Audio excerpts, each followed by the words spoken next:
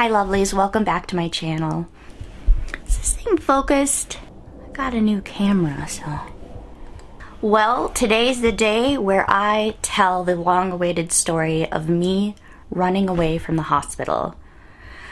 Now, I'm not proud of this, but I feel like it's kind of a monumental milestone in my life, and shortly after all of this incident is where I actually found gratitude and I actually discovered hope and my purpose. So this was an important part because I hit beyond rock bottom. I've hit lots of rock bottoms, and I'm sure all of you have hit rock bottom at some point, but then something happens where you feel like you hit worse. So this was a very low point in my life. So I'll do my best to walk you through it, and I'm going to do a pre-content warning. I will be talking about my eating disorder and eating disorder treatment, feeding tubes, depression, suicidal thoughts. So all of that content will be in this video. So if that's something that you're not ready to hear about right now, totally understand. I just want to share my story and forewarn everyone. Okay, so let me set up the story. So I've been in eating disorder treatment for many weeks, actually months. I lost count of how long I was in treatment, and I was very, very suicidal. And I was actually at a point where I was at peace with dying, and I was so mad at people trying to help me, and they wouldn't give up on me, and I was just so extremely upset. I'm very thankful right now that those people never gave up on me, but at the time I wasn't listening or taking in anything. I wasn't listening to the recommendations. I wasn't following rules. I was doing everything the opposite. I was so rebellious, and I actually am so impressed by the nurses and the staff to put up with me, I mean, they put up with a lot. And when people are really, really sick, they do things that they wouldn't normally do. So I'm very grateful that they understood that, and they look at me now as someone who didn't mean to act that way. And they're all really nice, and I keep in touch with some of them to this day. I still see some of the practitioners. It's just cool that they can see me now and how much growth I've gone through and how much hard work that I dedicated myself to. So it is cool to look back on this time and just be grateful of how I'm living my life now. I'm actually living my life. So anyways, to set up this story, I have been hooked up to a feeding tube for quite some time because I actually refused to eat at all. I didn't see the point in eating when you don't want to live, you know, and that's a whole nother topic, possibly, just like finding that will to eat and recover. So I didn't see a point. And so of course I refused all food, so they had no choice but to force tube feed me. So I was hooked up with an NG tube, and they put the rate of feeding at a certain amount, and I'm not going to put any numbers just because it's not relevant, but they have a certain speed that the tube feed goes in, liquid calories or nutrition. At this point, just was grasping for any control at this point because everything was taken away from me. I couldn't choose when I wanted to eat. I couldn't be in control of refusing food. That was my form of control, was refusing food and starving myself. I was just grasping for any type of control. And the way that I felt like I had a little bit was I was constantly negotiating how fast of a rate they fed me through this NG tube. I wanted it to be the slowest, of course, possible. And they, of course, wanted to speed it up, and then they wanted it running 24/7. And I'm like, no, let's turn it off at this time. So I was just constantly negotiating, just fighting with them and just arguing. And we came up with a rate, and if I complied or whatnot, they would, keep it at that slow pace. Well, I was just in my room, and I don't know exactly what happened. When I was in this state, I absolutely was in just a constant fog, and it was like voices around me were muffled, and things around me didn't seem real. I felt like I was just in this dream. I was in this constant alter reality. It's the strangest thing to try to explain to someone who doesn't struggle with depression or suicidal thoughts or even an eating disorder, what this state of mind is. I mean, when you're, and then you put malnourished on top of that, you have the side effects of your body shutting down on top of that just altered state, that fog. You can't live, you can't function, you can't respond, you can't formulate thoughts. You just don't make the best choices, and you're not in a state to really think logically at all. And so I was constantly just trying to hold on to my eating disorder and trying to fight away the nurses, the doctors, just treatment in general. And I did not want anything going in my body, and I wanted that control. I was just at a really low point, and on top of it, I know I wasn't really like looking forward to anything, but I think I was just finding some sort of way. These are just all of the different things that go on in my brain during this time. Oh shoot, is that the battery? Hold on. Okay, we are back. Okay, so where was I? That same day, and this is just saying where like my mind couldn't think straight, and it was just thinking about all these different things.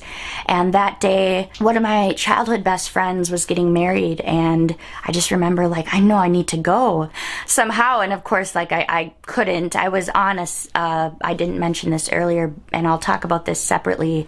And but I was on a court commitment to stay in treatment. So I was ordered by the courts just because I wasn't fit to make choices for myself. So legal action had to take place, and that's why they could force feed the tube, and I was they had to keep me there. So all these things just were happening this particular day. It was a morning, and I'm just like, one more thing happens. Like, I was at my capacity for handling anything.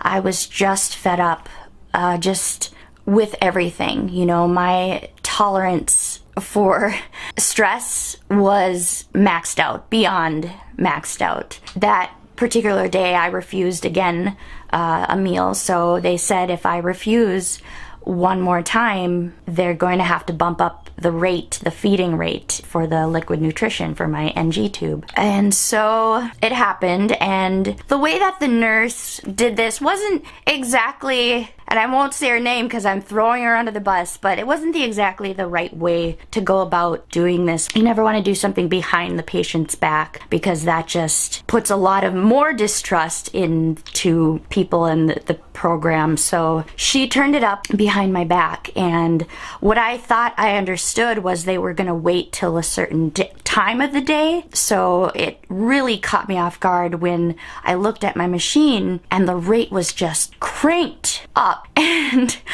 that was it.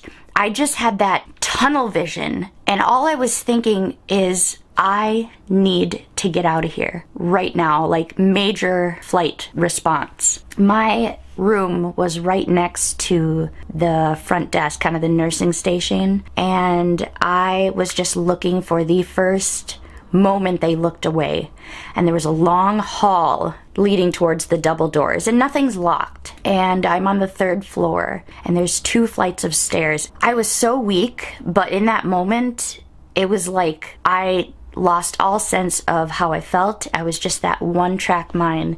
And so that front desk lady turned away for just a second, and that was my chance. I just slowly kind of walked out of my room at first. Once I got past the front desk, I just went through that hall, and I was just hearing these muffled voices like, TJ, get back in your room, because I wasn't allowed to leave my room because I lost that privilege. They just kept taking away things. So I saw the hall, and I just kept going and going. And then once I got to the end, I just unhooked from my IV pole and just booked 2 flights of stairs. I outran the security guard was after me, and I just went out through the double doors, and then I just ran. And I know 2 dietitians and 1 security guard, probably some other people, were just running after me for a long time, and well, what seemed to be a long time, just shouting after me. And I remember the exact thoughts that were going through my mind, knowing that this was a bad idea, knowing that I'm really, really messed up and there's no turning back now. Well, I was thinking, I can't go back now. I'm really gonna get in trouble for this. So yes, this is a bad idea, but I felt, well, I already screwed up. I have to keep going. I just was so afraid of the consequences, and they were gonna speed up my tube and do this and that. I just couldn't turn back. And so I just ran and ran. And the only thing that I had was a beanie that I had knitted and slipper boots. I had leggings and then a sweatshirt, a zipper sweatshirt, and it was January out, so there was snow, and I just booked it, and I just went in the woods and I kept running, and then I was ripping out the rest of the nose piece, just this whole tube. It was all the way down my throat, and I just ripped it out. And it's just like at that moment I didn't feel any pain, and I remember for a split second after, oh, I really screwed up, how good it felt to be free and to smell the outside air. And that's something that I wish that they could have incorporated with my treatment, was to allow me to go outside once in a while. And I think that's another thing that led to the buildup with my claustrophobia and just my need to breathe the fresh air. Outside is so healing. And since I was constantly not following the rules and losing privileges, outside was looked at as a privilege. In my opinion, it should be incorporated, whether or not you're doing well in the program or not. It should just be allowed, you know, but that's besides the point. Back to my fugitive story. I just ran and feeling that sense of freedom and breathing the outside air. So that was just an amazing moment that lasted very, very shortly, because then the fatigue of my body, the weakness of my body set in, and I left my phone in my hospital room because I knew it could be tracked. And so I was thinking that much ahead, and like I said, none of this is logical anyways, but I was at least thinking that I didn't want to be tracked. But I also didn't bring any money or anything, so it's not like I could, you know, go take a bus. I'm like, oh, getting a cup of coffee would be really nice right now. But I just had to get as far away from the treatment center as possible. So I just kept going, and this was in the morning, early morning. I didn't have a watch with me, so I was gone all day, but I'm jumping ahead. I kept running just around first Lake Calhoun and Lake of the Isles, which are lakes in Minnesota if you're not from here. There are all these trails and woods, and so I just was trying to lose whoever was chasing me, and they did give up. I mean, as weak as I was, I ran super fast. I don't know how I got that strength, but I think that need to be free and to get away, and just my capacity was done. I found the strength to just keep on running and running and running, and I just didn't stop for a very long time. And I just remember just like not knowing where I was. I just really got confused with the trails, but that didn't matter. I just was like, I'm free. But then, you know, after a certain amount of time, I got, you know, really cold. And then I just started walking because I was so, you know, tired, and I was far enough away that I lost them. But then I got so paranoid because every siren that I heard, since I was under court obligation, permission to be in treatment. I was under that court commitment. I was super afraid of all cops because a cop did come to my house before when I didn't go to treatment and they picked me up. So I just had this really skewed vision and fear of any siren or any authority person, ambulance, and so I was just on the high alert and just like basically just hiding in the bushes if I heard a siren. And I just know the people around me probably gave me just really weird looks or concerned looks, just because I looked disheveled and I was trying to fit in, but I had slipper boots and no coat on when it was January, and all just this beanie hat, and I basically was trying to fit in with the people that were working out or taking a walk, walking their dog. But I know that I was just really paranoid of hearing any ambulance or siren. So then I know I was trying to find a place to get warm, because at this point I couldn't feel my legs because of the malnourishment and the dehydration. My muscles spazzed up, and it was just really hard. It was really difficult to walk. I was walking very slow. I think I was, in my mind, walking at a regular pace, but in all actuality, it was very, very slow, blacking out around me. And I know I found this Caribou was the first place that I went in just to kind of get warm. I didn't have any money, so I'm just like standing there and just trying to get warm. And then I ventured back outside to, try to, for one, I think, try to find my friend's wedding to attend. And then I was like, well, I'll go to my dad's house, which he lives in St. Paul and I was in St. Louis Park, and I'm just like, oh, if I take this road, that's like an 8-hour walk or something like that. I'm like, oh, I can do that. And because I finally found where I was, and so I'm like, I'll just walk to my dad's house, and thinking, not logically that my body couldn't handle that amount of walking. I thought I could do anything. So that was my plan, because I didn't have any money. I couldn't take the bus. I had to walk there.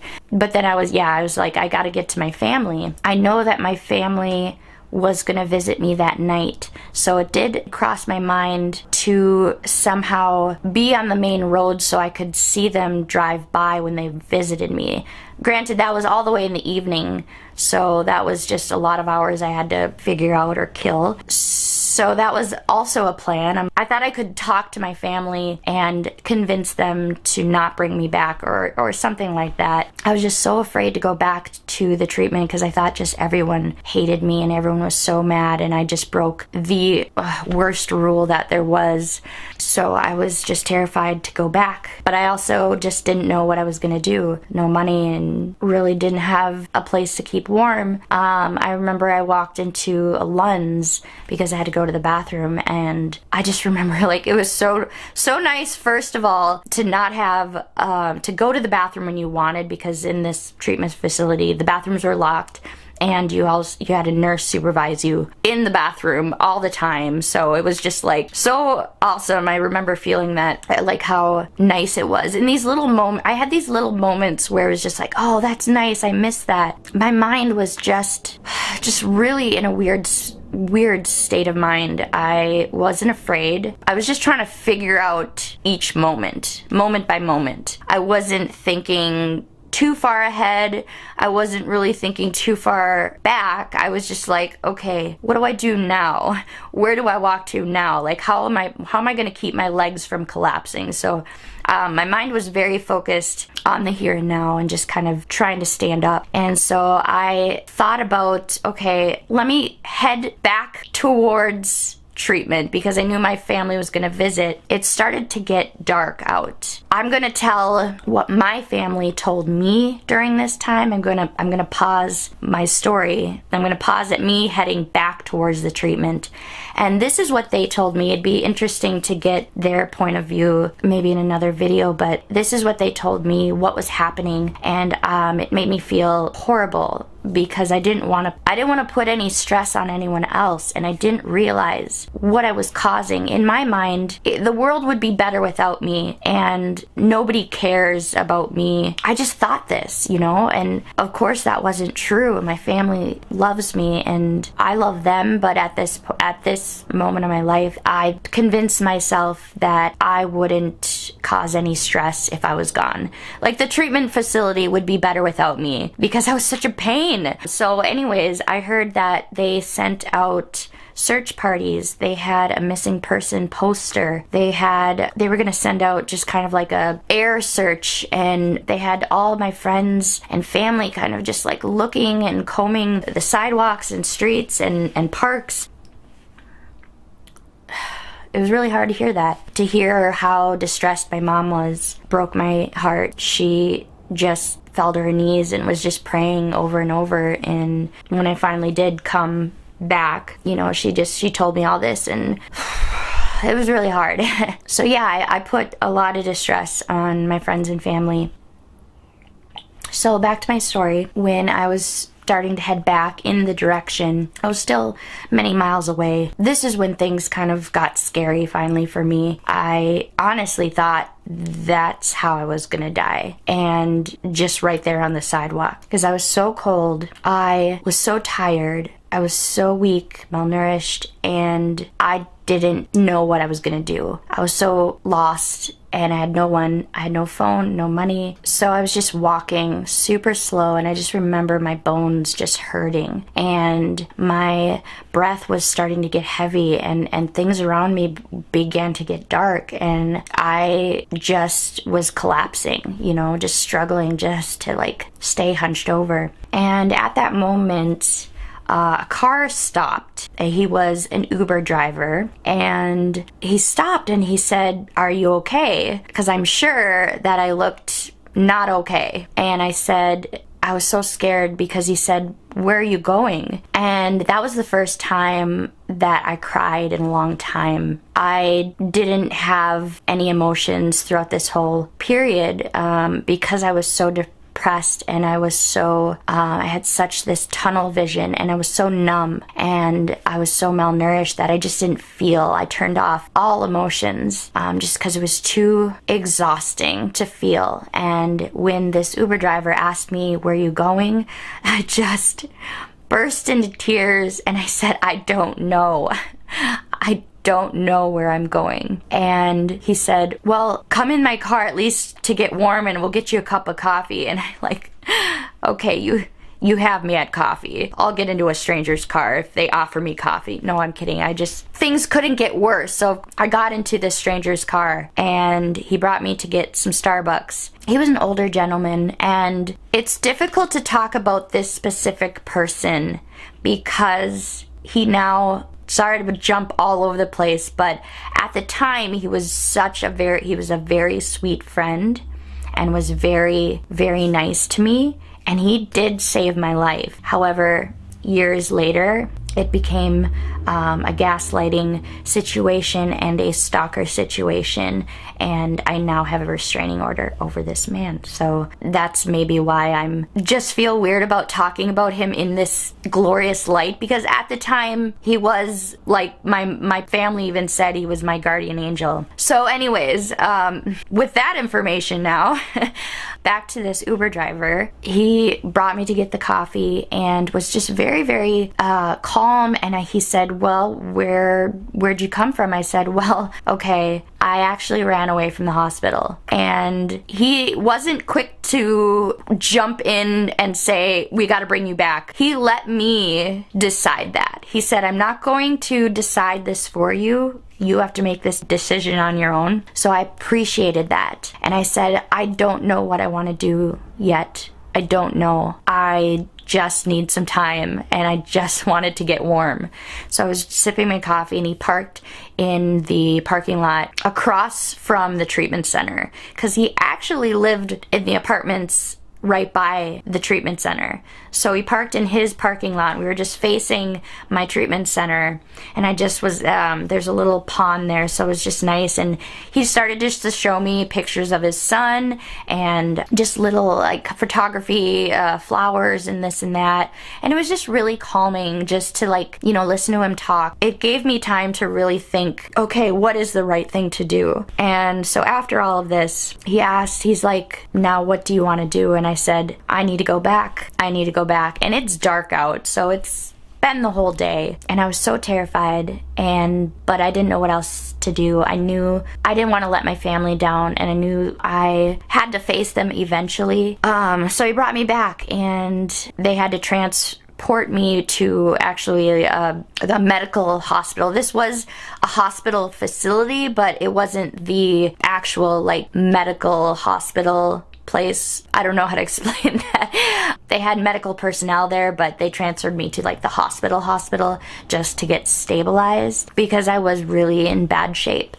And so once I got stabilized there, they ended up transferring me back to my treatment center. I surrendered a little bit. I complied a little bit more, and I'll save this story for my another video. It might not be the next video, but it's just I'm kind of going in order until what I really want to talk about when I found gratitude and hope and why I am the way that I am now. This is in sequence leading up to that. So I'll stop at me getting back to my treatment center, because in another video I'm going to talk about my next attempt to kill myself, because I knew I was like, well, I tried running away, I'm just going to kill myself in the facility. So that's what my next plan was, and they actually transported me to a mental hospital after that. So that's another story for another day. I know this was a lot. It was a longer video. That pretty much sums up my escape from the hospital. Not proud of it at all. And I look back and I just cannot believe my state of mind. I'm so grateful for my friends and family and my therapist to this day who didn't give up on me, and those doctors and nurses who didn't give up on me, and the friends and family who used their time to look for me and care for me. I realized how many people really did care for me. You know, it just made me think, like, maybe I will delay leaving this world. Maybe I'll stay a little bit longer. I wasn't gung-ho on staying, but I said, okay, I'll fight a little bit longer. Anyways, okay, I'll stop there. Well, I hope that this video gave you a closer look into my life, because that's the whole purpose of these videos, is I'm sharing my story. And yes, I do some fun videos in between, but I really want to share my story and my journey. And I really want and hope that I can inspire people to never give up, and no matter what you're going through, just keep on fighting, and it does get better. You will hit rock bottom, but it doesn't have to stay at bottom. Just never give up. Okay, I'll end the video there. Thank you so much for watching. I really appreciate everyone who subscribed. Continue to share this video and tell your friends and family to subscribe. I really, really appreciate all of you. And I hope that you all are taking care of yourselves and staying safe, and I will see you all very soon. Bye, lovelies.